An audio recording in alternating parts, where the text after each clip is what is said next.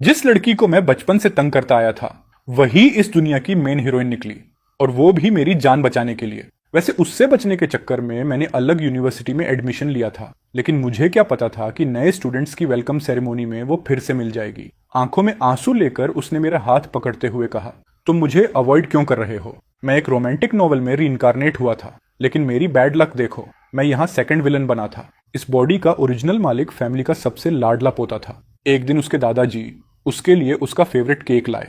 वो उसे लेकर हीरोइन को चिढ़ाने गया, लेकिन लड़की ने गुस्से में पत्थर फेंक दिया जो सीधे उसके सिर पर लगा। आखिर में केक नीचे गिरकर पूरी तरह खराब हो गया। बस वहीं से लड़ाई शुरू हुई। ओरिजिनल मालिक ने मन ही मन बदला लेने की कसम खा ली। उसके बाद जब भी वो हीरोइन को देखता उसकी जिंदगी हेल बनाने की कोशिश करता। फिर हीरोइन गांव छोड़कर चली गई और सालों बाद दोनों यूनिवर्सिटी में दोबारा मिले। आगे चलकर ओरिजिनल मालिक ने हीरोइन को अपनी मेहनत से चमकते देखा और उसी से प्यार कर बैठा। उसने मेन हीरो और हीरोइन के रिश्ते को तोड़ने की कोशिश की। इतना ही नहीं, उसने हीरोइन के खिलाफ जाल बिछाए और सारा इल्जाम मेल प्रोटैगनिस्ट पर डाल दिया। लेकिन आखिरकार दोनों को सबूत मिल गए और उसे जेल में डाल दिया गया, और एंड में वो जेल में मारा गया। मैंने अपने माथे को छुआ। अभी अभी पत्थर लगने से वहां बड़ा सा सूजन निकल आया था। जब मैंने ऊपर देखा तो दूर खड़ी नांगोंग लीनो मुझे घूर रही थी। उसकी आंखों में ऐसा गुस्सा था जैसे कोई छोटा बीस्ट अभी हमला कर देगा। उसकी नजरों में सावधानी और दुश्मनी साफ दिख रही थी, लेकिन अब मेरे अंदर 22 साल के आदमी की सोल थी। सच कहूं तो मैं किसी छोटे बच्चे को परेशान नहीं कर सकता था। मैंने जमीन से केक उठाया, उस हिस्से की क्रीम हटाई जिस पर धूल लग गई थी, और उसे 1 मीटर ऊंची दीवार पर रख दिया। ओए, मैंने आवाज लगाई। मैंने उंगली से केक की तरफ इशारा किया और बिना कुछ बोले घर के अंदर चला गया। फिर मैं खिड़की के पीछे छिपकर उसका रिएक्शन देखने लगा। उम्मीद थी कि कम से कम इस छोटे से फेवर को याद रखेगी ताकि फ्यूचर में मुझसे पंगा न ले। स्पष्ट था कि नंगोंग लीनो ने इसकी उम्मीद नहीं की थी। उसकी खतरनाक आंखें कुछ पल के लिए फ्रीज हो गईं। फिर छोटे जंगली जानवर की तरह वो दौड़ी, केक उठाया और भाग गई। कुछ ही सेकंड में उसकी परछाई रास्ते के आखिर में गायब हो गई। उसके बाद नंगोंग लीनो हमेशा मेरे घर के बाहर मंडराने लगी। हर बार मैं जल्दी से खाना एक बड़े कटोरे में रखकर दीवार पर छोड़ देता। मैं कभी उससे बात नहीं करता था, बस चीजें रखता, पलटता और अंदर चला जाता। दादी ने कहा, तूने उस लड़की को दौड़ाकर भगाना क्यों बंद कर दिया? मैंने गर्दन खुजलाते हुए बहाना बनाया, अरे दूसरों के साथ अच्छा रहना चाहिए। और दादी, आप ही तो कहती थी कि उसका बाप शराबी है, उसकी केयर नहीं करता, और उसकी माँ उसे छोड़कर चली गई। बेचारी है ना। दादी ने प्यार से मेरे सिर पर हाथ फेरा। वो बार बार कहती रही कि मैं बड़ा और समझदार हो गया हूं, लेकिन सच्चाई मुझे पता थी। मैं सिर्फ उसका फेवर जीतना चाहता था ताकि फ्यूचर में जब वो चमकने लगे तो मुझे पूरी तरह भूल जाए। लेकिन मेरी ये अच्छाई किसी काम नहीं आई। जो कटोरा मैं दीवार पर छोड़ता था, पहला गायब हो गया, दूसरा नाली में टूटा मिला, तीसरा सीधे मेरे आंगन में फेंका गया टुकड़ों में। मेरा पारा चढ़ गया। मैंने फिर एक कटोरा दीवार पर रखा और साथ में हरे रैपर वाली फ्रूट कैंडी भी रख दी। फिर 1 मीटर लंबी बैम्बू स्टिक उठाई और पेड़ों के पीछे छिप गया। मैंने सोच लिया था कि जैसे ही वो आएगी उसे अच्छी तरह सबक सिखाऊंगा। आखिर मेरे घर के कटोरे पेड़ों पर तो उगते नहीं थे। इंतजार करते करते मच्छरों ने कई बार काट लिया। तभी मैंने नंगोंग लीनो को अपनी तरफ लंगड़ाते हुए आते देखा। उसका पूरा शरीर गंदगी से भरा था, लेकिन वो मिट्टी भी उसके माथे के खून वाले निशान को नहीं छिपा पा रही थी। उसकी बाह पर भी अलग अलग गहराई वाले कई स्क्रैचेस थे। जैसे ही उसने कैंडी देखी, उसका छोटा सा शरीर अचानक स्टिफ हो गया। उसके चेहरे पर शोक और कंफ्यूजन साफ दिख रहा था। वो काफी देर तक वहीं खड़ी रही, फिर धीरे धीरे हाथ बढ़ाया। उसने कैंडी को ऐसे छुआ जैसे वो कोई अनमोल ट्रेजर हो। मेरे सीने में अचानक अजीब सा दर्द उठा। उसी पल मेरा उसे डांटने का मन खत्म हो गया। मैं पेड़ के पीछे से बाहर निकला। वो डर के मारे सिर से पैर तक कांप उठी। उसकी सुनहरी आंखें बड़ी हो गईं, बिल्कुल डरे हुए पप्पी जैसी। दोबारा मेरा कटोरा मत फेंकना। खाना खत्म होने के बाद उसे वापस वहीं रख देना, समझी? मैं बैम्बू स्टिक घसीटते हुए उसके पास से गुजरा, फिर जेब से बची हुई दूसरी कैंडी निकाली और उसकी तरफ बढ़ा दी। वो काफी देर तक मेरी हथेली में रखी कैंडी को घूरती रही, फिर थोड़ा झुककर मुड़ी और भाग गई। उसके नंगे पैर पत्थरों से भरे रास्ते पर पड़ रहे थे, लेकिन जैसे उसे दर्द महसूस ही नहीं हो रहा था। उसकी डगमगाती परछाई जल्दी ही गायब हो गई। रात के खाने के दौरान दादाजी वापस आए और बोले कि नंगोंग लीनो को उसके बाप ने दोपहर में फिर पीटा है। सुना है कल रात उसने पानी गर्म नहीं किया था। उस हरामी ने फिर उसकी बुरी तरह धुनाई कर दी। मेरे हाथ में पकड़ी चॉपस्टिक रुक गई। उसके घाव याद आते ही खाना गले में अटक गया। घर के कटोरों को बचाने के लिए मैंने उसे खाना छोटे एल्यूमिनियम कंटेनर में देना शुरू कर दिया। जब भी वो नजर नहीं आती, मैं चॉपस्टिक से कंटेनर के किनारे पर टक टक करता। कुछ देर बाद वो दूर से सिर निकालकर मुझे देखने लगती। गाइस, आईपीएल 2026 शुरू हो गया है। मैं सारे मैचेस इस ऐप पर देख रहा हूँ, जहां लाइव अपडेट्स के साथ साथ स्पोर्ट्स नॉलेज से अर्न भी कर सकते हो। इस आईपीएल पर कैश प्राइजेस और एप्पल गैजेट्स के क्रेजी गिवअवेज भी चल रहे हैं। परफेक्ट चांस फोन अपग्रेड का, और नए प्लेयर्स को पहले 4 डिपॉजिट्स पर 70,000 रुपए तक बोनस मिल सकता है। बस प्रोमो कोड एरो100 यूज करना, लिंक नीचे कमेंट्स में है, जाओ चेक करो। उसकी गोल काली आंखें उसके गंदे चेहरे पर अलग ही चमकती थीं। उनमें सावधानी और डिस्ट्रस्ट छिपा रहता, लेकिन साथ ही हल्की सी उम्मीद भी।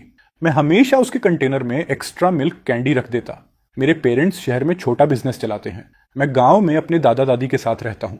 प्राइमरी स्कूल खत्म होने के बाद मैं सिटी जाकर मिडिल स्कूल में पढ़ूंगा, और नांगोंग जो मुझसे 3 साल छोटी है, उसे भी सेमेस्टर गांव के स्कूल में फर्स्ट ग्रेड में एडमिशन लेने के लिए टीचर ने मना लिया था। देशभक्ति वाले त्योहारों की छुट्टियां पूरे 7 दिन चली, और मैंने उसे पूरे 7 दिन तक खाना खिलाया। शुरुआत में वो मेरा कंटेनर फेंक देती थी, फिर बाद में कंटेनर और चॉपस्टिक्स वापस आंगन में उछालने लगी। और अब हाल ये था कि वो कंटेनर और चॉपस्टिक्स को इतना साफ करके लौटाती थी कि चमकने लगते थे। फिर उन्हें मेरे घर की दीवार पर उसी जगह रख देती थी। लेकिन उसकी ये अच्छी आदत ज्यादा दिन नहीं चली। ब्रेकफास्ट स्टॉल वाली आंटी ने अभी मुझे बंद दिया ही था कि नंगोंग लिनो ने उसे झपटकर छीन लिया और ऐसे भागी जैसे पीछे भूत पड़ा हो, कुछ ही सेकंड में गायब। मेरे पास दोबारा पैसे देकर दूसरा ब्रेड खरीदने के अलावा कोई ऑप्शन नहीं था। जब मैं क्लासरूम लौटा तो मेरी क्लास के लड़के बहुत शोर मचा रहे थे। मेरा जमा हुआ गुस्सा उसी पल फट पड़ा। मैंने जोर से किताब टीचर की डेस्क पर पटकी। धड़ाम की आवाज के साथ पूरा क्लास तुरंत शांत हो गया। गुस्से भरे चेहरे के साथ मैंने उन लड़कों को अच्छी तरह डांटा जो रिसेस में मस्ती कर रहे थे। दूसरे पीरियड के बाद एक्सरसाइजेस करवाने की जिम्मेदारी मेरी थी। स्टेज से नीचे देखते हुए मेरी नजर फर्स्ट ईयर सेक्शन की लेफ्ट साइड में खड़ी नंगोंग लिनो पर पड़ी। एक टीचर उसे डांट रहा थी। वो बिल्कुल सीधी खड़ी थी, जैसे लकड़ी का तख्ता। उसकी नजर जमीन पर टिकी थी और वो अपना बायां पैर दाएं पैर से रगड़ रही थी, जैसे उसे किसी चीज की परवाह ही न हो। स्कूल स्टूडेंट्स को फ्री न्यूट्रिशियस लंच देता था। टेस्ट खास नहीं होता था, लेकिन कम से कम पेट भर जाता था। लेकिन नंगोंग लिनो हमेशा 3 बड़े कटोरे खा जाती थी। ऐसे खाना मुंह में ठूंसती जैसे कल दुनिया खत्म होने वाली हो। हर निवाले के साथ अपना मुंह पूरी तरह भर लेती। उस दिन मैंने क्लासरूम लॉक किया और सीढ़ियां उतर ही रहा था कि तभी कुछ सीनियर लड़के तेजी से भागते हुए दिखे। उनमें से कुछ लोग नंगोंग लिनो को उठाकर ले जा रहे थे। मैं वहीं खड़ा रह गया और लंबी सांस ली, फिर पलटकर ऊपर गया और 6th ग्रेड टीचर के ऑफिस का दरवाजा खटखटाया ताकि उनकी शिकायत कर सकूं। जब तक टीचर हमें लेकर उसे ढूंढने पहुंचे, तब तक वो लोग नंगोंग लिनो को सड़क किनारे कीचड़ वाले गड्ढे में फेंक चुके थे। वो सिर से पैर तक मिट्टी में सनी हुई थी। बस उसकी आंखें दिख रही थीं, इतनी ठंडी कि खून जमा दें। उन आंखों में पागलपन भरा तेज गुस्सा छिपा था। वो कीचड़ के कोने में अकेली बैठी थी, छोटी और पूरी तरह अकेली। ओरिजिनल नॉवल में जब असली विलन ये सीन देखता था तो वो सिर्फ उसका मजाक उड़ाता, उस पर पानी डालता और मिट्टी फेंकता। लेकिन मैं अलग था। मैं उसके पास गया और उसकी तरफ हाथ बढ़ाकर कहा, चलो। वो कीचड़ में ही बैठी रही, बिल्कुल हिले बिना, ठंडी नजरों से मुझे घूरती हुई। मैंने थोड़ा सोचा, फिर जेब से कैंडी निकाली और उसकी तरफ बढ़ा दी। तभी उसकी आंखें धीरे धीरे हिली। उसकी काली पुतलियों में कैंडी का रिफ्लेक्शन आया और साथ में हल्की सी कमजोरी भी। मैंने कैंडी और पास कर दी। कई कोशिशों के बाद वो आखिरकार लड़खड़ाते हुए कीचड़ से उठी, धीरे धीरे चलकर मेरे सामने आ गई और अपनी मिट्टी से भरी हथेली कैंडी लेने के लिए बढ़ाई। लेकिन मैंने कैंडी पीछे खींच ली। मैंने उसका हाथ पकड़ा और पास के पानी भरे गड्ढे में धोने लगा। उसका हाथ बहुत पतला और छोटा था। हड्डियां इतनी साफ महसूस हो रही थीं कि मेरी हथेली तक दुखने लगी। उसके हाथ से मिट्टी साफ करते हुए मेरे सीने में अजीब भारीपन महसूस हुआ। मैंने धीरे से कहा, पहले मिट्टी साफ करनी पड़ेगी, नहीं तो कैंडी गंदी हो जाएगी। आखिर में टीचर ने भौहें सिकोड़ते हुए मुझसे कहा कि नंगोंग लिनो को उसके घर छोड़ाऊं। मैंने कहा, टीचर, उसका बाप गांव का शराबी है, नशे में लोगों को मारता है। पहले बाकी बच्चों के पेरेंट्स से बात करना बेटर होगा। आखिर में एक लड़के की मां नंगोंग लिनो को अपने घर ले गई। उसने उसे नहलाया और पुराने कपड़े पहनाए। तभी मैंने पहली बार उसका असली चेहरा देखा। उसका चेहरा पतला और सुंदर था, बड़ी बड़ी आंखें और बहुत गोरी स्किन। बस वो बहुत दुबली थी, वरना बिल्कुल भी बदसूरत नहीं थी। आखिर नोवेल की प्रोटैगनिस्ट जो थी, वो अपनी पुरानी स्कूल बैग लेकर मेरे पीछे पीछे चल रही थी। मैं रुका और पलटकर उसकी तरफ देखा। सुबह मेरा लंच छीनना मुझे पसंद नहीं आया। अगर दोबारा ऐसा किया ना तो सच में मारूंगा। उसने मुझे नफरत भरी नजर से देखा और भाग गई। मैंने पीछे से चिल्लाकर कहा, कैंडी, और वो तुरंत वापस दौड़ती हुई आई। कैंडी छीनी और फिर भाग गई। अगले कुछ दिनों तक नंगोंग लिनो मेरे घर के पास नहीं आई। जो खाना मैं दीवार पर छोड़ता वो वहीं पड़ा पड़ा मक्खियों से भर जाता। कोई उसे छूता तक नहीं था। मैं सोचने लगा कि शायद मेरी मारने वाली धमकी की वजह से वो मुझसे नाराज है। एक दिन गांव के रास्ते में मेरी मुलाकात नंगोंग लिनो से हुई। एक छोटे बिल्ली के बच्चे को मोटरसाइकिल ने कुचल दिया था। वो खून उगल रहा था और लगातार तड़प रहा था। स्पष्ट था कि वो बचने वाला नहीं था। नंगोंग लिनो उसके पास गई। उसने एक हाथ से उसकी गर्दन पकड़ी और दूसरे से सिर, फिर एक तेज झटके में उसकी गर्दन तोड़ दी ताकि उसकी तकलीफ खत्म हो जाए। मेरे पूरे शरीर में सिहरन दौड़ गई। मैं बिना सोचे एक कदम पीछे हट गया। उसने मुड़कर मेरी तरफ देखा। उसकी आंखों में कोई गर्माहट नहीं थी, सिर्फ ठंडी बेरुखी। लेकिन उसने और कुछ नहीं किया।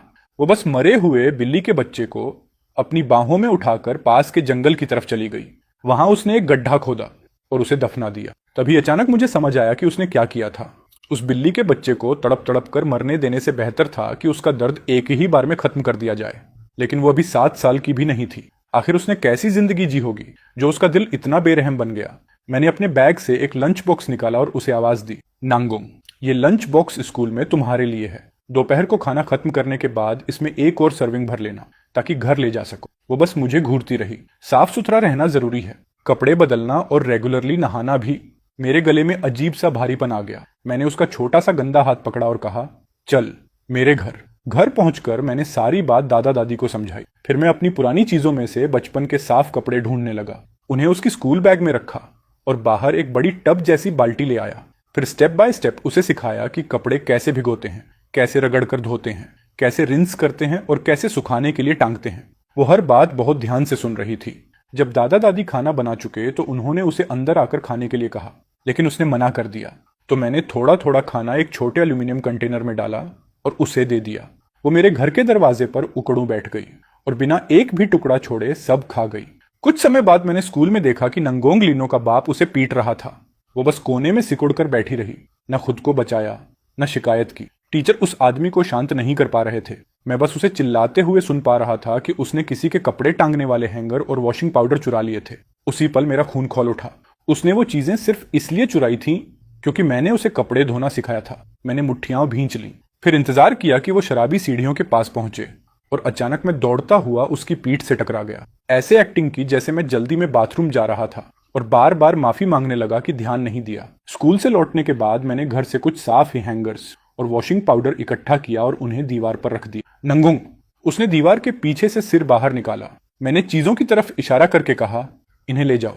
उसने बाल धो लिए थे और वही अल्ट्रामैन वाली स्वेटशर्ट पहन रखी थी जो मैंने उसे दी थी। पूरी तरह साफ सुथरी लग रही थी। मैंने उसके कानों के पीछे और गर्दन को छूकर कहा, जब चेहरा धो या नहाओ तो इन जगहों को भी अच्छे से साफ करना चाहिए। उसने चुपचाप सिर हिलाया। मैंने उसे एक कैंडी दी और थोड़ा नरम होकर पूछा, शरीर में बहुत दर्द हो रहा है? उसने सिर झुकाकर ना में सिर हिलाया, लेकिन फिर भी सीधी खड़ी रही। मैंने धीरे से फुसफुसाया, सब ठीक हो जाएगा, मैं प्रॉमिस करता हूं, सब ठीक हो जाएगा। अगली सुबह दादी ने उबले हुए शकरकंद एक थैली में रखे और मुझे दिए ताकि मैं नंगोंग लिनो को दे दूं। वो काफी देर तक चुप रही, फिर बहुत धीमी आवाज में बोली, थैंक यू। दादी मुस्कुराई और प्यार से उसके सिर पर हाथ फेरा। स्कूल में रिसेस के दौरान मैंने उसे फिर देखा। टीचर ने उसे क्लासरूम के दरवाजे पर रोक रखा था और डांट रही थी। सख्त आवाज में पूछ रही थी कि वो होमवर्क क्यों नहीं करती, लेकिन वो बस खंभे की तरह खड़ी रही, चुपचाप। आखिरकार मेरा दिल नहीं माना। जब दादी खेत में कैबेज लगा रही थी तो मैंने नंगोंग लिनो को बुलाया ताकि वो देखकर सीख सके। अगर तुम ये सीख गई तो अपने घर में खुद सब्जियां उगा पाओगी, फिर तुम्हें चोरी नहीं करनी पड़ेगी। वो आखिर तक बहुत ध्यान से सब देखती रही। मैंने उसे खाने की एक प्लेट दी और उसकी पॉकेट में कैबेज सीड्स का छोटा पैकेट रख दिया। इन्हें मिट्टी में बो देना, अगर कुछ समझ ना आए तो मुझसे पूछ लेना। जब वो जा रही थी तो मैं खुद को चिल्लाने से रोक नहीं पाया। और हाँ, होमवर्क करना मत भूलना। धीरे धीरे मेरी और नंगोंग लिनो की एक रूटीन बन गई। हर सुबह वो मेरे घर आकर थोड़ा ब्रेकफास्ट करती, फिर मेरे पीछे पीछे स्कूल जाती। क्लासेस खत्म होने के बाद वो प्रिंसिपल ऑफिस के बाहर बैठकर होमवर्क करती, फिर मेरा इंतजार करती और मेरे पीछे पीछे वापस घर आती। कुछ क्लासमेट्स मजाक उड़ाते थे, कहते थे कि वो मेरी छोटी टेल है, लेकिन उसे फर्क नहीं पड़ता था। लेकिन एक दिन किसी ने उस पर मिट्टी का ढेला फेंक दिया। वो पागलों की तरह उस लड़के पर टूट पड़ी जो उससे आधा सिर लंबा था। उसे जमीन पर गिराकर मारने लगी। मैंने उसे खींचकर अलग किया और डांटना शुरू किया, लेकिन उसने बस धीमी आवाज में कहा, तुम्हारे कपड़े गंदे नहीं होने चाहिए। मैं कुछ पल के लिए वहीं जम गया, फिर उसके कपड़ों से मिट्टी साफ करते हुए बोला, अगर कपड़े गंदे हो जाए तो बस धो लिए जाते हैं, लेकिन अगर तुम्हें चोट लग गई तो दर्द होगा, ताकि कोई उसे दोबारा परेशान न करे। मैंने उससे कहा कि क्लासेस के बाद टीचर्स ऑफिस में मेरा इंतजार किया करे ताकि हम साथ घर जा सकें। ऑटम हार्वेस्ट के दौरान मैं दादा दादी के साथ खेत में शकरकंद निकालने में मदद कर रहा था। मैंने ऊपर देखा तो दूर नंगोंग लिनो चुपचाप खड़ी हमें देख रही थी। मैं दौड़कर घर गया और एक छोटी थैली लेकर आया। उसे देते हुए कहा, 100 तक गिनो, फिर आकर हमारी मदद करना। दादा दादी मेरी मंशा समझ गए। मुस्कुराते हुए उन्होंने भी उसे मदद के लिए बुलाया। वो वहीं खड़ी रह गई, पूरी तरह कंफ्यूज्ड। शायद पहली बार किसी ने उस पर तरस खाए बिना उससे अच्छा व्यवहार किया था। वो काफी देर तक हिली तक नहीं, जब तक मैंने दोबारा नहीं कहा। तब वो झुक गई और हमारे साथ पूरी मेहनत से शकरकंद जमा करने लगी। कुछ समय बाद उसकी लगाई हुई कैबेज उगाई। पूरा छोटा खेत चमकीले हरे रंग से भर गया। दूसरों की नकल करते हुए उसने लकड़ियों से अपनी छोटी सब्जी वाली जगह को घेर दिया ताकि मुर्गियां और बत्तखें उसे खराब न करें। मैं उसकी छोटी खेती देखने गया और दिल से उसकी तारीफ की। तुम्हारी कैबेज तो बहुत अच्छी बढ़ रही है। दादी ने मुझसे कहा कि मैं उसे मूली और पत्ता गोभी के कुछ पौधे दे आऊं। उसने पौधे लिए, फिर काफी देर हिचकिचाने के बाद मुड़ी और अपने घर भाग गई। जब वो वापस आई तो उसके हाथ में साफ पानी से भरा कटोरा था। धीमी आवाज में उसने कहा। मैंने कटोरा और जग धो दिया। मैं मुस्कुराया और उसके बाल उलझा दिए ताकि उसे समझ आ जाए कि सब ठीक है। फिर मैंने कटोरा लिया और पानी पी गया। अभी मैंने कटोरा मेज पर रखा ही था, तभी उसका शराबी बाप दरवाजे से बाहर निकला। नंगोंग लीनो तुरंत पलटी और अपने छोटे से शरीर को फैलाकर मेरे सामने खड़ी हो गई, मुझे बचाने के लिए। मेरा दिल जोर से धड़क उठा। वो उस आदमी से बेहद डरती थी, फिर भी उसका पहला इंस्टिंक्ट मुझे प्रोटेक्ट करना था। मैंने उसके कंधे पर हल्की थपकी दी, उसके बाप को पोलाइटली ग्रीट किया, फिर नंगोंग लीनो से अपना ध्यान रखने को कहा और वहां से चला गया। एक दिन नंगोंग लीनो की टीचर ने मुझे ऑफिस में बुलाया। कारण था, उसने किसी से लड़ाई की थी। टीचर ने मुझे जमकर डांटा और कहा कि मैं उसे कंट्रोल में रखूं। मैंने सीधे जवाब दिया, मैम, मैं उसका गार्डियन नहीं हूं, इसलिए आपका लेक्चर सुनना मेरी जिम्मेदारी नहीं है। मैं बस उसी गांव का उसका दोस्त हूं, बस। जब मैं ऑफिस से बाहर निकला तो नंगोंग लीनो दरवाजे पर एबंडेंट पप्पी की तरह खड़ी थी, थोड़ी नाराज, थोड़ी हर्ट। मैंने उसके सिर पर हल्का सा नोक मारा और डांटते हुए कहा, तुम हद से ज्यादा आगे बढ़ गई थी। अभी जाओ और अपने क्लासमेट से माफी मांगो, वरना दोबारा मुझसे बात मत करना। उसने मेरी तरफ देखा और तोप के गोले की तरह ऑफिस के अंदर भागी। वो दूसरे बच्चे के सामने घुटनों के बल बैठ गई और जोर से चिल्लाई, सॉरी। ऑफिस में मौजूद सब लोग जम गए और मेरी आंखों में तुरंत आंसू भर आए। ये बच्ची सच में मानती थी कि माफी मांगने के लिए घुटनों पर बैठना जरूरी होता है। घर लौटते वक्त मैं उसे लगातार समझाता रहा कि असली अपोलॉजी दिल से होनी चाहिए और किसी के सामने ऐसे घुटनों पर नहीं गिरना चाहिए। जब मैं लगातार बोलता जा रहा था, वो सिर उठाकर मुझे देख रही थी। उसकी आंखें चमक रही थीं और आधे चांद की तरह मुड़ी हुई थी। उसका पूरा चेहरा खुशी से भरा था। सेमेस्टर खत्म होने के बाद जब हम पढ़ रहे थे, तब मैंने गलती से नंगोंग लीनो का लैंग्वेज टेस्ट देख लिया। उस पर लाल रंग में लिखा हुआ 18 देखकर मेरी आंखें दुखने लगी। नोवेल में तो हीरोइन जीनियस थी, मुझे यकीन ही नहीं हुआ। पहली क्लास के लैंग्वेज सब्जेक्ट में कोई 18 कैसे ला सकता है। मैंने उससे मैथ पेपर दिखाने को कहा। वो मन मारकर ले आई। उसमें 83 मार्क्स थे। मैंने राहत की सांस ली। कम से कम वो सिर्फ एक सब्जेक्ट में कमजोर थी। फाइनल एग्जाम्स में सिर्फ 2 हफ्ते बचे थे, इसलिए मैंने उससे कहा कि वीकेंड पर मेरे घर आए ताकि पेपर दोबारा सॉल्व करे और जो समझ ना आए वो मैं समझा दूं।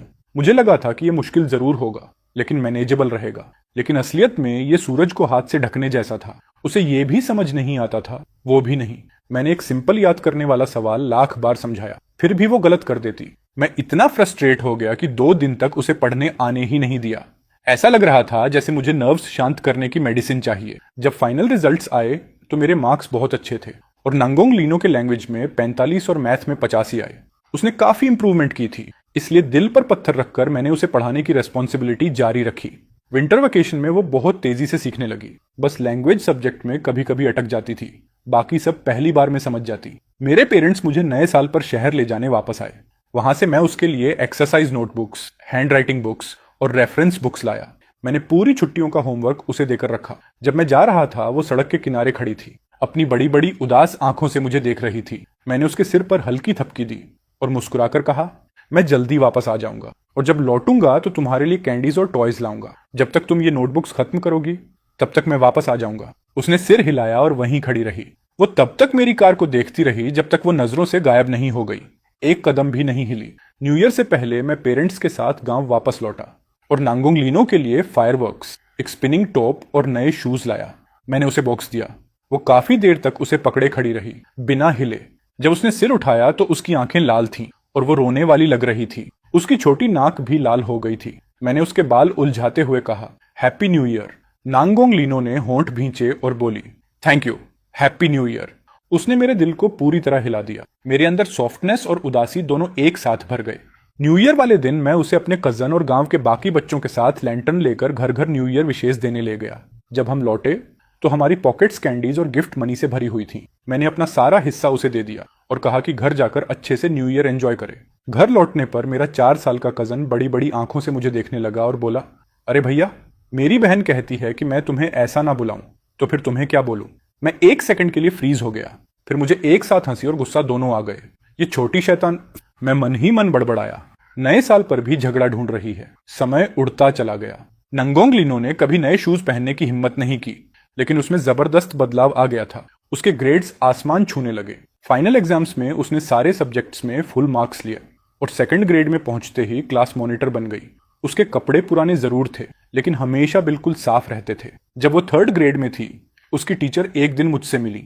उन्होंने बताया कि नंगोंग लीनो ने फ्रेंड नाम की एक ऐसे लिखी थी और वो पूरी ऐसे मेरे बारे में थी। टीचर ने कहा कि उसे पढ़कर कई टीचर्स रो पड़े थे, लेकिन नांगोंग लीनो ने उसे क्लास में एग्जाम्पल की तरह इस्तेमाल नहीं करने दिया, क्योंकि उसे डर था कि कोई और मुझे उसका भाई बनाकर उससे छीन ना ले। मैं हमेशा सोचता था कि जैसे ही उसकी असली माँ उसे लेने आएगी, सब ठीक हो जाएगा। चंद्र कैलेंडर के आखिरी महीने की 28वीं रात उसने नांगोंग लीनो के हाथ बांधे और उसे बीम से लटकाकर पीटा। जब तक पड़ोसी पहुंचे, वो बेहोश हो चुकी थी। उसे तुरंत हॉस्पिटल ले जाया गया। उसकी 2 पसलियां टूट चुकी थीं, पिंडली में फ्रैक्चर था, दोनों हाथ डिसलोकेट हो चुके थे और अंदरूनी ब्लीडिंग भी हल्की थी। चाइनीज न्यू ईयर की रात मैं उसे हॉस्पिटल में देखने गया। वो हॉस्पिटल बेड पर बैठी थी, सुन्न खोई हुई, जैसे उसकी आत्मा कहीं और हो। लेकिन जैसे ही उसने मुझे देखा, उसकी आंखों में धीरे धीरे थोड़ी चमक वापस आ गई। मैं उसके पास गया, सावधानी से उसे गले लगाया और धीरे से दिलासा देते हुए कहा, शांत रहो, सब ठीक हो जाएगा। क्योंकि वो न्यू ईयर पर हॉस्पिटल से बाहर नहीं जा सकती थी, इसलिए मैंने उसके लिए नए कपड़े और नए शूज खरीदे। स्नैक्स और लकी मनी भी लाकर उसके बेड के पास रख दिए। उसने बिना किसी एक्सप्रेशन के मुझे देखा और बस इतना कहा, थैंक यू। कुछ ही समय बाद नंगोंग लीनो की बायोलॉजिकल मदर हॉस्पिटल आई और उसे अपने साथ ले गई। मैं हॉस्पिटल के बाहर खड़ा उनकी कार को दूर जाते हुए देखता रहा। मेरे दिल में राहत भी थी और एक खालीपन भी। नंगोंग लीनो, उम्मीद करता हूं अगली बार जब हम मिले, तब तक तुम्हें खुशी मिल चुकी हो। पलक झपकते ही 10 साल गुजर गए। मैं कुनान यूनिवर्सिटी में दाखिल हो गया और 3rd ईयर स्टूडेंट बन गया। वेलकम सेरेमनी वाले दिन धूप जानलेवा थी। मैं और मेरी रूममेट लाइन में खड़े खड़े इस हरामी गर्मी को कोस रहे थे। तभी स्टेज से एक जानी पहचानी आवाज सुनाई दी, अब नेशनल स्कॉलरशिप लेने के लिए स्टेज पर आएंगी नंगोंग लीनो। हेलो एवरीवन, मैं 1st ईयर रिप्रेजेंटेटिव नांगोंग लीनो हूँ। मैं वहीं जम गया। मैंने झटके से स्टेज की तरफ देखा। धूप के नीचे सफेद ड्रेस पहने वो लड़की चमक रही थी। वो वही नंगोंग लीनो थी जिसे मैंने 10 साल पहले छोड़ा था, लेकिन ओरिजिनल नॉवल की कहानी के हिसाब से उसे हिंगबे यूनिवर्सिटी में मेन प्रोटैगनिस्ट के साथ होना चाहिए था और वो मुझसे 3 साल छोटी थी, इसलिए उसे अभी हाई स्कूल में होना चाहिए था। मैंने कैंपस फोरम्स और रूममेट की बातें सुन सुनकर उसकी फोटोज और वीडियोस काउंटलेस बार देखी थी। वो पूरे यूनिवर्सिटी की सबसे फेमस गॉडेस बन चुकी थी, लेकिन लगता था वो अब मुझे पहचानती ही नहीं थी। एक दिन कैफेटेरिया में हमारी मुलाकात हुई। वो मेरी तरफ चली, लेकिन बिना देखे मेरे पास से निकल गई। एक पल के लिए भी नहीं रुकी। अचानक मुझे राहत महसूस हुई। ठीक है, ऐसे हम अजनबी बने रह सकते हैं और एक दूसरे की जिंदगी डिस्टर्ब नहीं करेंगे। ओरिजिनल नॉवल के ट्रेजिक एंडिंग से बचने का यही सबसे अच्छा तरीका था। वेलकम नाइट पर मैं होस्ट था। जब मैं स्टेज से नीचे उतरा, तभी वो ऊपर जा रही थी परफॉर्म करने। हम दोनों ने सामने देखा, एक बार भी एक दूसरे की आंखों में नहीं देखा। उसकी पियानो परफॉर्मेंस और उसकी आवाज ने सबको शॉक कर दिया। एक ही रात में वो पूरे कैंपस में फेमस हो गई।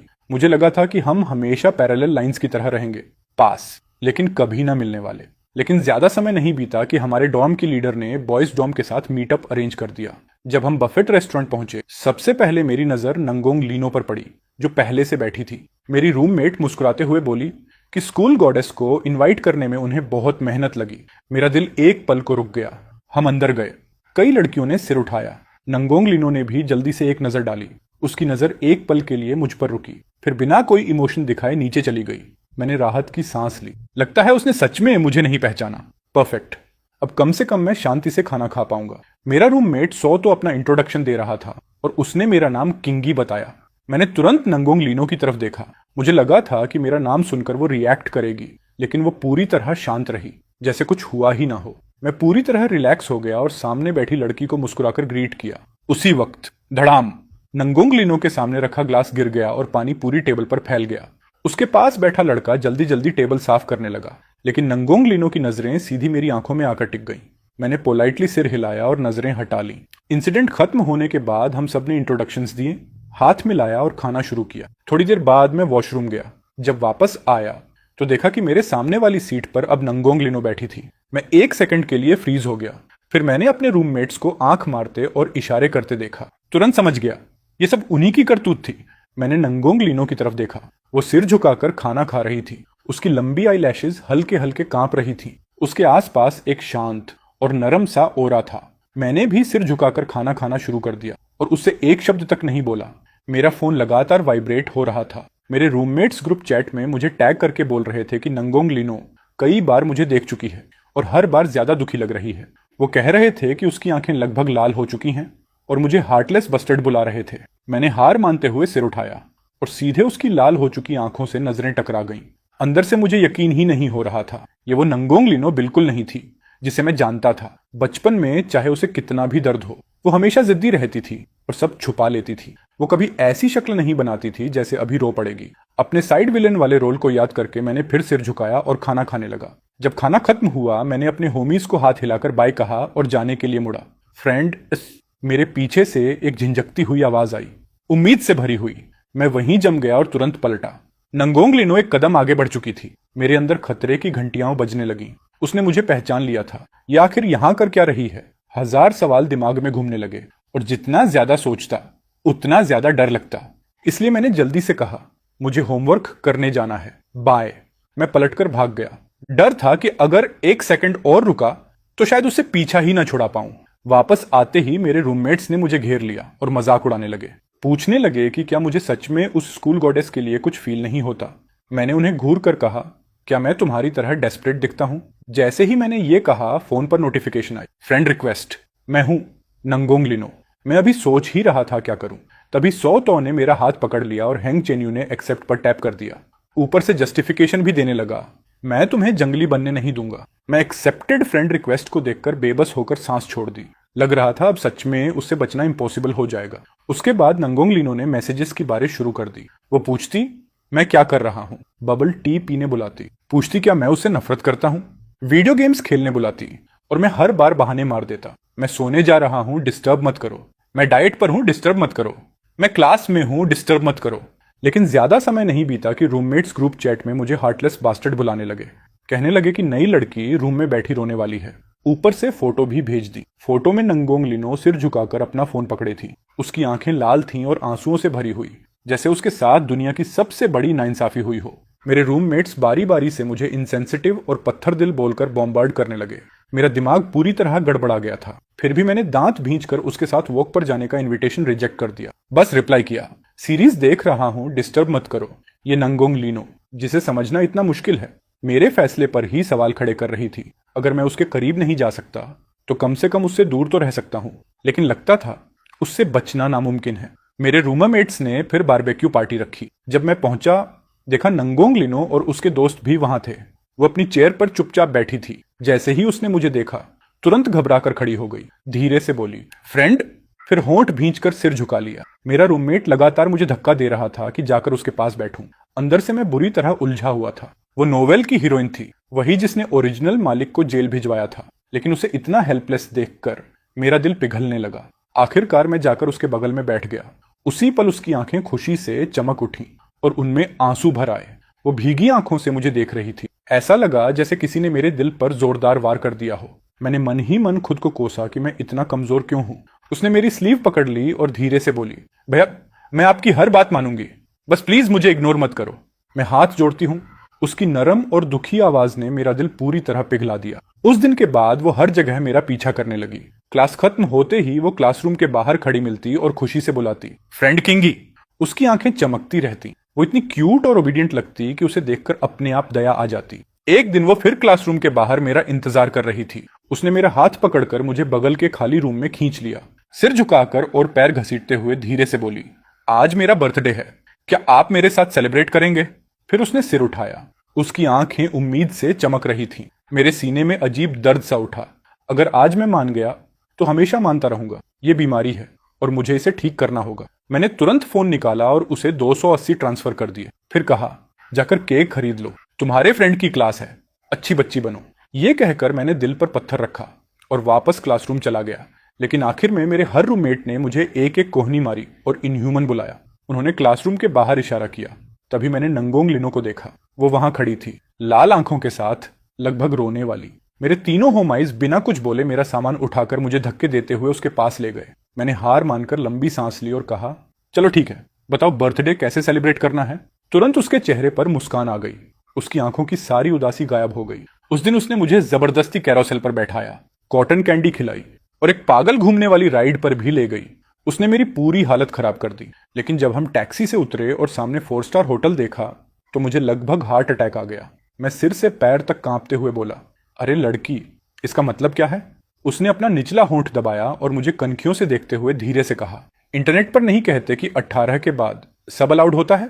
उसने बात पूरी नहीं की, लेकिन मतलब बिल्कुल साफ था। मेरी हालत खराब हो गई। मैं डर के मारे तुरंत भागा और वापस टैक्सी में घुस गया। ड्राइवर से चिल्लाकर कहा, भाई जल्दी गाड़ी भगाओ। मैं ऐसे डॉम वापस भागा जैसे मेरे पीछे मौत पड़ी हो। वहां पहुंचते ही मैंने उसे एक बहुत सीरियस मैसेज भेजा ताकि सब साफ हो जाए। मैंने लिखा कि हम सिर्फ यूनिवर्सिटी क्लासमेट्स हैं और कुछ नहीं। उस रात मुझे नाइटमेयर आया। मैंने सपना देखा कि नंगोंग लीनो मेरी गर्दन पकड़कर मुझे गले लगाए मुस्कुरा रही है और डरावनी आवाज में कह रही है, फ्रेंड, अब आप मुझसे भाग नहीं सकते। मैं झटके से उठ बैठा। सबसे पहले मेरी नजर रूममेट हुआंग चेन्यो पर पड़ी। वो मुझे ब्लेम वाली नजर से देख रहा था और बोला, नंगोंग लीनो कल रात भर रोती रही, कंबल के अंदर छुपकर। पूरा डॉर्म जान गया। मैंने तुरंत फोन उठाया। उसने मुझे ढेर सारे मैसेजेस भेजे थे। वो बार बार माफी मांग रही थी, कह रही थी कि वो सच में मुझे पसंद करती है और मिन्नत कर रही थी कि मैं उसे इग्नोर ना करूं। मैं लगभग इमेजिन कर सकता था कि वो रोते हुए ये मैसेजेस लिख रही होगी। मुझे इतना गिल्ट हुआ कि बिना सोचे मैंने रिप्लाई कर दिया, मैं नाराज नहीं हूं। मैसेज भेजते ही मेरा मन किया खुद को थप्पड़ मार दूं।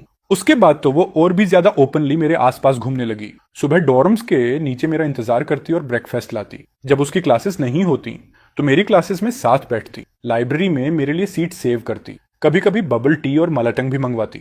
मेरे रूममेट्स लगातार कहते रहते कि वो कितनी केयरिंग है, लेकिन सिर्फ मुझे पता था कि ये स्वीट बर्डन कितना बड़ा हेडेक था। एक दिन उसने मुझे प्लेग्राउंड पर वॉक के लिए बुलाया। जैसे ही मैंने पूछा उसे क्या चाहिए, उसने अपनी बड़ी बड़ी मासूम आंखें बनाई और पाउट करते हुए बोली, फ्रेंड, क्या छोटी लड़की किसी बड़े लड़के को मूवी देखने नहीं बुला सकती? या फिर हम वॉक करके बातें भी नहीं कर सकते? मैं पूरी तरह स्पीचलेस हो गया। आखिर मजबूरी में मुझे हाँ करनी पड़ी। नेशनल डे फेस्टिवल के लिए उसका ग्रुप डांस परफॉर्मेंस था। वो देर रात तक प्रैक्टिस करती रही और उसने मुझे उसे लेने आने को कहा। मैंने सोचा इतनी रात को लड़की का अकेले आना सेफ नहीं होगा, इसलिए मैं डांस हॉल पहुंच गया। वहां मैंने उसे ब्लैक ड्रेस में दरवाजे पर खड़े देखा। जैसे ही वो पलटी और उसने मुझे देखा, उसकी नजर पहले ठंडी और चुभने वाली थी, लेकिन अगले ही पल उसकी आंखें मुड़ गईं और वो फिर वही नरम ओबीडियंट मुस्कान देने लगी। उस अचानक बदलती हुई नजर ने मेरे पूरे शरीर में सिहरन दौड़ा दी। मेरा दिल जोर से धड़क उठा। उसने अपने दोस्तों को बाएं कहा और मेरे साथ नीचे उतरने लगी। सीढ़ियों के हर मोड़ पर उसने सरप्राइज छुपा रखे थे, कहीं रोजेस, कहीं बबल टी, कहीं डिजर्ट्स, एक के बाद एक। मेरा दिल तेजी से धड़कने लगा। मुझे शर्म भी आ रही थी, लेकिन खुशी भी हो रही थी। जब हम आखिरी सीढ़ी के पहले फ्लोर पर पहुंचे, उसने एक लाल वेलवेट बॉक्स निकाला। मेरी सारी खुशी तुरंत गायब हो गई। मुझे लगा उसमें रिंग होगी और मैं बुरी तरह डर गया। लेकिन बॉक्स खोलने पर अंदर सिर्फ एक रेड थ्रेड ब्रेसलेट था जिसमें 2 लाल जेड बीड्स लगे थे। वो मुस्कुराई और बोली, फ्रेंड, हैप्पी बर्थडे। मैं बस सूखी आवाज में थैंक्स ही बोल पाया, लेकिन वो तुरंत करीब आई, अपने गाल की तरफ इशारा करके बोली, इतना कोल्ड रिएक्शन, एक किस तो दो। मेरा दिमाग शॉर्ट सर्किट हो गया। चेहरा तुरंत आग की तरह जलने लगा। मैं पलटकर वहां से भाग गया। पीछे से उसकी हंसी सुनाई दी, जो छोटी घंटियों जैसी लग रही थी। कुछ समय बाद जो ताई ने अपनी पसंद की लड़की को पटाने के लिए सबके साथ मूवी प्लान बनाई। हम थिएटर में बैठे थे। अंधेरे में नंगोंग लीनो चुपके से करीब आई और मेरा हाथ पकड़ लिया। मैंने तुरंत हाथ झटक दिया और धीरे से पूछा, क्या कर रही हो? उसने होंठ भींचे। अंधेरे में उसकी आंखें अजीब तरह चमक रही थीं। फिर नम नजरों से बोली, फ्रेंड, आप मुझे अपनी गर्लफ्रेंड कब बनने देंगे? मैं इतना नर्वस हो गया कि बार बार लार निकलने लगा। मैंने कहा, तुम अभी बहुत छोटी हो, बस 18 साल की। अचानक वो मेरे कान के पास झुक गई। उसकी गर्म सांस मेरे कान को छू रही थी। फिर हंसते हुए फुसफुसाई, मैं इतनी भी छोटी नहीं हूं। मैं उछलकर खड़ा हो गया और सारी पॉपकॉर्न नीचे गिरा दी। फिर जल्दी से बगल वाली खाली सीट पर जाकर बैठ गया। दिल ऐसा धड़क रहा था जैसे सीने से बाहर निकल आएगा। थोड़ी देर बाद वो फिर मेरे पास आई और नीचे झुककर गिरी हुई पॉपकॉर्न उठाने लगी। उसने अपनी स्कर्ट में ढेर सारी पॉपकॉर्न जमा कर ली। मैं उसे देखता रह गया। अचानक मुझे वो दिन याद आ गया जब बचपन में मैं उसे चाइनीज न्यू ईयर पर साथ लेकर जाता था। वो भी ऐसे ही मेरे कपड़े पकड़ लेती थी और मेरे दिए हुए कैंडीज संभाल कर अपनी सफेद दांतों वाली मुस्कान देती थी। मेरा दिल नरम पड़ गया। मैं भी नीचे झुककर उसकी मदद करने लगा। उसने सिर उठाया। उसकी आंखें आधे चांद की तरह मुड़ गईं और वो मुस्कुराकर बोली, भैया आप बहुत अच्छे हो। डॉर्म वापस लौटने पर मैंने देखा कि मेरी बैग में वही रेड वेलवेट बॉक्स रखा था और उसके अंदर एक नोट जो लॉन्गिंग से भरा हुआ था। मेरे सिर तक गर्मी चढ़ गई, चेहरा पूरा लाल हो गया और दिल पागलों की तरह धड़कने लगा। कुछ समय बाद वो फिर मेरे साथ क्लास में आई। मेरी टेक्स्ट बुक के पन्नों के बीच उसे एक लव लेटर मिला। सफेद एनवेलोप पर लाल दिल बना हुआ था और उस पर किंगी नाम लिखा था। नंगोंग लीनो उस लेटर को अपनी उंगलियों के बीच पकड़े खड़ी थी। कांपती हुई आवाज और लाल आंखों के साथ उसने मुझे देखा और पूछा, फ्रेंड ये क्या है? मैंने सच बता दिया, लव लेटर। तभी आगे वाली रो का एक लड़का बोला, ये नौवीं है, फैकल्टी ऑफ लिटरेचर वाली टैलेंटेड लड़की की तरफ से। उसने मेरी तरफ देखा। उसकी आवाज और भी धीमी हो गई। फ्रेंड क्या आपने सब पढ़ी? हेंगचेंग यू फिर बीच में बोल पड़ा, इन्होंने सिर्फ पढ़ी ही नहीं, सबका रिप्लाई भी दिया। वो हल्का सा हंसी, लेकिन उस हंसी में दर्द भरा हुआ था। उसकी आंखें पूरी तरह आंसुओं से भर चुकी थीं। अचानक वो खड़ी हुई और क्लासरूम से बाहर चली गई। अगले कई दिनों तक नांगोंग लीनो ने ना तो मुझसे कांटेक्ट किया, ना ही मेरे आसपास मंडराई। लेकिन उसकी ये अचानक शांति मुझे उल्टा अजीब लगने लगी। ऐसा महसूस हो रहा था जैसे कुछ मिसिंग हो। मेरे रूममेट्स मुझे गालियां देते रहते, कहते मैं ऐसा बास्टर्ड हूं जिसे टॉक्सिक बिहेवियर पसंद है। वो बोलते कि जाकर उसे मना लूं, लेकिन मैं नहीं गया। नेशनल डे सेलिब्रेशन की आर्टिस्टिक परफॉर्मेंस वाले दिन पता नहीं क्यों मैंने वो लाल धागे वाला ब्रेसलेट पहन लिया। स्टेज के नीचे लोगों का समंदर था। मुझे पता था वो मुझे देख नहीं सकती, फिर भी मैंने वो ब्रेसलेट पहना। जब मैंने उसे स्टेज पर इतनी चमक के साथ परफॉर्म करते देखा तो अचानक मेरे अंदर अजीब सी जेलसी भर गई। परफॉर्मेंस खत्म होते ही मैं सीधा बैक स्टेज भागा। जैसे ही वो ड्रेसिंग रूम में घुसने वाली थी, मैंने उसके सिर पर कोट डाल दिया और उसे छोटे से चेंजिंग रूम में धकेल दिया। मैंने कहा, पहले कपड़े बदल लो। लेकिन मैं कुछ और बोल पाता उससे पहले बैक स्टेज मैनेजर ने मुझे बाहर निकाल दिया। मैंने उसे मैसेज किया कि मैं उसके लिए मिल्क टी लेने जा रहा हूं और वो मेरा इंतजार करे। लेकिन जब मैं ड्रिंक लेकर वापस आया तो मैंने उसे एक दूसरे लड़के के साथ खड़े देखा। दोनों हंसते हुए बातें कर रहे थे। मैंने उसे तुरंत पहचान लिया। वो नॉवल का मेल प्रोटैगनिस्ट था, सभ्य, कल्चर्ड, बसंत के सूरज जैसा गर्म और चमकदार। मेरा दिल डूब गया। अगर प्रोटैगनिस्ट भी अब उसके पीछे आ चुका है तो मैं आखिर उम्मीद किस बात की कर रहा था? मैंने मिल्क टी सीधा कूड़ेदान में फेंक दी और वापस मुड़ गया। यूनिवर्सिटी लौटने के बाद काउंसलर ने कुछ स्टूडेंट्स को हिंगबे यूनिवर्सिटी में 1 साल के एक्सचेंज प्रोग्राम का मौका दिया। एप्लीकेशन फॉर्म हाथ में पकड़े पकड़े मैंने खुद को मेंटली 2 थप्पड़ मारे।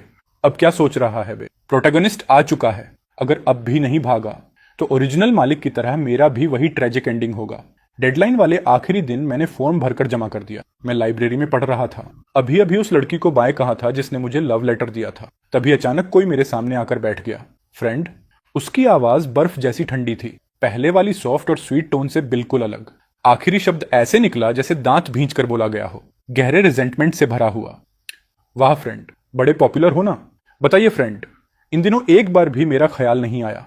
मैंने उसकी तरफ देखा। उसकी आंखों की सारी सॉफ्टनेस गायब हो चुकी थी। अब उनमें सिर्फ क्रूरता और जंगलीपन बचा था। पता नहीं क्यों, लेकिन मैं टेंस हो गया। मन मारकर मैंने जवाब दिया, नहीं। वो धीरे धीरे खड़ी हुई और मेरा ठुड्डी पकड़ने के लिए हाथ बढ़ाया। मेरे पूरे शरीर में पसीना छूट गया। रोम रोम खड़ा हो गया। बहुत डरावना था। वो धीरे से मेरे करीब झुकी। उसकी सांसों में मिठास थी। डॉक्टर, मेरे छोटे फ्रेंड को मैं पसंद क्यों नहीं हूं? मैंने उसका हाथ हटाने की कोशिश की, लेकिन दूसरे हाथ से उसने मेरे कान की लोब पकड़ ली और धीरे धीरे सहलाने लगी। फिर मुस्कुराकर बोली, एक वक्त का खाना भी पूरा तन मन देकर चुकाना चाहिए। फ्रेंड, मुझे अपना कर्ज चुकाने दो। मैं वहीं जम गया। ऐसा लगा जैसे मेरी आत्मा शरीर से बाहर निकल जाएगी। तो उसे शुरू से ही सब पता था। वो बस मेरे साथ खेल रही थी। मैंने दांत भींच कर कहा, सुन बच्ची, तुम्हारे फ्रेंड को खिलौना बनना पसंद नहीं, इस बार छोड़ रहा हूं। लेकिन वो और जोर से हंसने लगी। थैंक यू फ्रेंड, मेरी जान बख्शने के लिए। अगर ऐसा है तो मैं खुद को आपको सौंप देती हूँ। मैं पैनिक में आ गया। उसी दिन मैंने सामान पैक किया और जल्दी से हिनबे यूनिवर्सिटी निकल गया। मुझे लगा हजारों किलोमीटर दूर भागकर उससे बच जाऊंगा। लेकिन जैसे ही ट्रेन से उतरा और स्टेशन से बाहर निकला, मैंने नंगोंग लीनो को देख लिया। वो सीढ़ियों के आखिर में खड़ी थी, ऊपर मेरी तरफ देखकर मुस्कुरा रही थी। मैंने हार मानते हुए लंबी सांस ली। अब सीरियस बात करना जरूरी था। हम एक कैफे में जाकर बैठे। पूरी शांति के साथ उसने मेरा हाथ पकड़ लिया और मुस्कुराकर बोली, कितने समय बाद मिले भैया? मैंने भी फॉर्मल तरीके से जवाब दिया, हाँ, काफी समय हो गया। लेकिन अंदर से मेरा दिमाग पूरी तरह उलझा हुआ था। उसने नम आंखों से मुझे देखा। फ्रेंड, मैं इतने चमकदार स्टेज पर खड़ी थी, क्या आपने मुझे देखा? फ्रेंड, आप मुझे लेने क्यों नहीं आए? मैंने उल्टा सवाल किया, मैं तुम्हें लेने क्यों आता? उसके शांत चेहरे का एक्सप्रेशन एक पल में टूट गया। अंदर छुपा पागलपन बाहर आ गया। फ्रेंड, पूरे 10 साल बीत गए। क्या आपने कभी मेरे बारे में सोचा क्या आप मुझसे नफरत करते हो? आपने मुझसे झूठ क्यों बोला? वो लगातार मेरी आंखों में देखती रही। उसकी नजर बेहद तीखी थी। फिर अचानक वो मुस्कुराई। फ्रेंड, मैंने फर्स्ट ईयर से सीधे third year high school jump किया, सिर्फ जिनपेई आने के लिए। लेकिन आप वहां नहीं थे, तो मैंने दोबारा एग्जाम दिया और कुनान चली गई। अपने फ्रेंड का पीछा करना बहुत मुश्किल था। मैं पूरी तरह स्टंट रह गया। ये जानकारी बहुत ज्यादा थी। मुझे समझ ही नहीं आया क्या रिएक्शन दूं। मैंने बस पूछा, तुम आखिर चाहती क्या हो? वो मुस्कुराई, कुछ नहीं, मैं बस अपने फ्रेंड का खाना चुकाना चाहती हूँ। एहसान चुकाना? मासूम बनकर मेरे साथ खेलना, ऐसे चुकाती हो तुम मेरा एहसान? उसका चेहरा तुरंत अंधेरा पड़ गया। मुझे दोबारा छोटे फ्रेंड मत बुलाना। मैं तुम्हारा फ्रेंड नहीं हूं। मैं कोई तुम्हारा छोटा फ्रेंड नहीं हूं। इतना कहकर मैं उठ गया और उसे कैफे में अकेला छोड़कर चला गया। लेकिन वो गई नहीं। वो मेरी यूनिवर्सिटी के गेट पर उकड़ू बैठी रही जब तक मैं बाहर नहीं आता। वो हिलने वाली नहीं थी। आसमान धीरे धीरे अंधेरा हो गया। फिर भारी बर्फबारी शुरू हो गई और टेम्परेचर तेजी से गिरने लगा। किसी ने सोशल मीडिया पर भी पोस्ट कर दिया कि एक लड़की इस कड़कड़ाती सर्दी में यूनिवर्सिटी गेट पर पूरी दोपहर किसी के इंतजार में बैठी है। हाँ, मेरा ये सॉफ्ट हार्ट एक दिन मेरी बर्बादी बनेगा। आखिरकार मैं खुद को रोक नहीं पाया और भागता हुआ बाहर निकला। नांगोंग लीनो, मैंने चिल्लाकर पुकारा। वो लगभग बर्फ का पुतला बन चुकी थी। उसने सिर उठाया। ठंड से उसका चेहरा लाल था, होंठ बैंगनी पड़ चुके थे, लेकिन फिर भी वो जीत वाली स्माइल दे रही थी। मुझे पता था, इतने नरम दिल वाले भगवान मुझे इग्नोर नहीं कर सकते। जैसे ही वो खड़ी हुई, पूरा शरीर लड़खड़ाकर सीधे मेरी बाहों में गिर पड़ा। मैंने तुरंत उसे संभाला और उसका माथा छुआ। वो आग की तरह तप रहा था। उसे तेज बुखार था। मैं उसे हॉस्पिटल ले जाना चाहता था, लेकिन वो पूरी ताकत से मुझसे चिपक गई। मैं नहीं जाऊंगी। तुम मुझे हॉस्पिटल में छोड़कर चले जाओगे। मेरे पास कोई ऑप्शन नहीं बचा। मैंने ऑनलाइन एक होटल बुक किया और टैक्सी से उसे वहां ले गया। होटल की हीटिंग की वजह से उसका चेहरा और भी ज्यादा लाल दिख रहा था। मैं घुटनों के बल बैठा और उसके भीगे हुए शूज और सॉक्स उतारे। ठंड से उसके पैर बिल्कुल बर्फ जैसे सफेद पड़ गए थे। मैंने धीरे धीरे उन्हें रगड़ा जब तक वो गर्म होकर लाल नहीं हो गए। सुनो, क्या मैं तुम्हें फ्रेंड बुला सकती हूँ?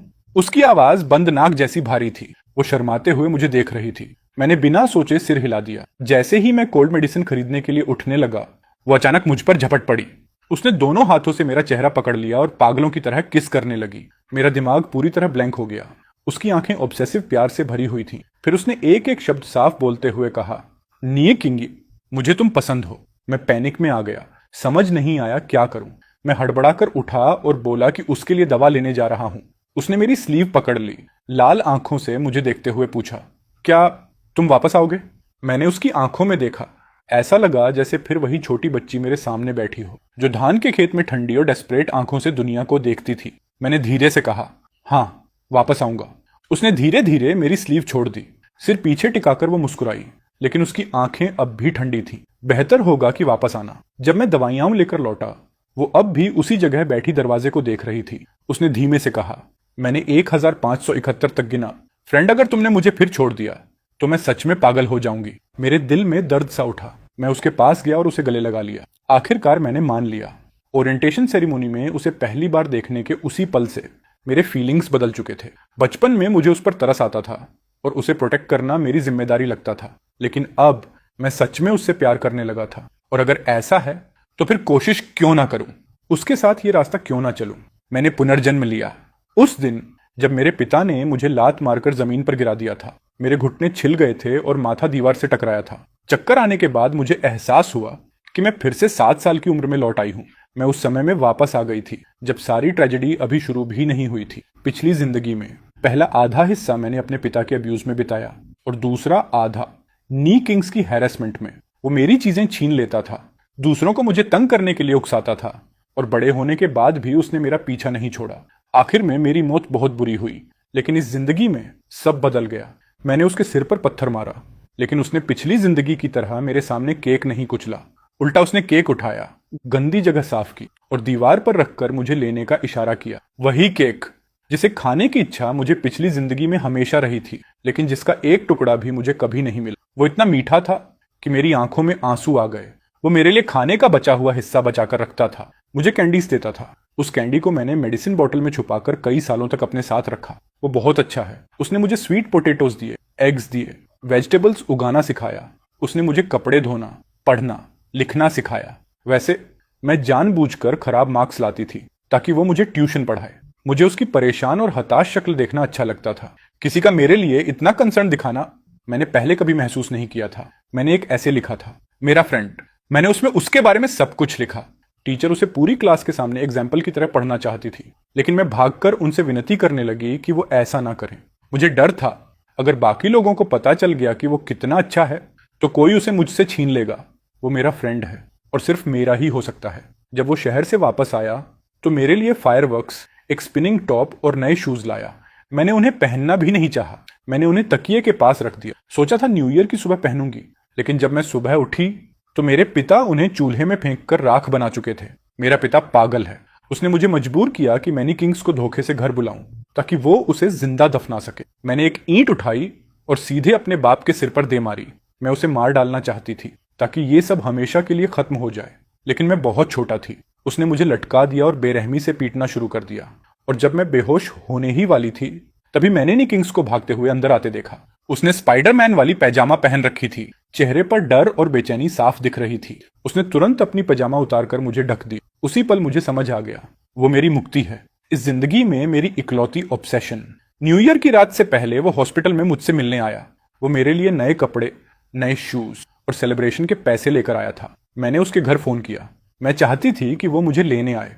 उसने कहा था कि वीकेंड पर आएगा, लेकिन वो नहीं आया।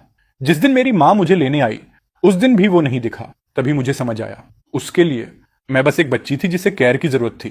तो मैंने फैसला किया, मैं बड़ी बनूंगी, इतनी बड़ी कि उसके बराबर खड़ी हो सकूं। मैंने क्लासेस स्किप करके एडवांस स्टडी की, पागलों की तरह पढ़ाई की। हाई स्कूल के फर्स्ट ईयर में ही मैं हिंगबे यूनिवर्सिटी पहुंच गई, लेकिन वो वहां नहीं था।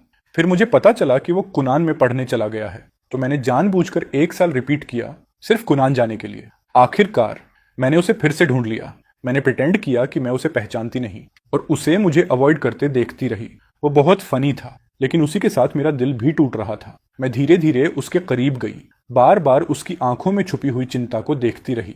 हर इंसान की जिंदगी में कुछ ऑब्सेशंस होती हैं, जैसे वो केक जो बचपन में तुम कभी खा नहीं पाए, या वो नए शूज जिन्हें तुम संभाल कर नहीं रख पाए, और फिर वो इंसान जो रोशनी बनकर तुम्हारे अंधेरे बचपन को उजाला दे दे।